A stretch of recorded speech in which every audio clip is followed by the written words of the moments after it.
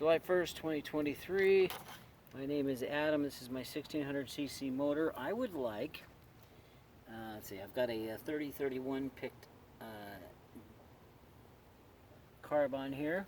Assuming I go with 3031 picked carbs in the future, I would like an intake manifold that does not have this pipe on it, that tube on it, this on it, and I would like it to be able to just, I'd like the carburetor to just attach right to the intake manifold without this adapter.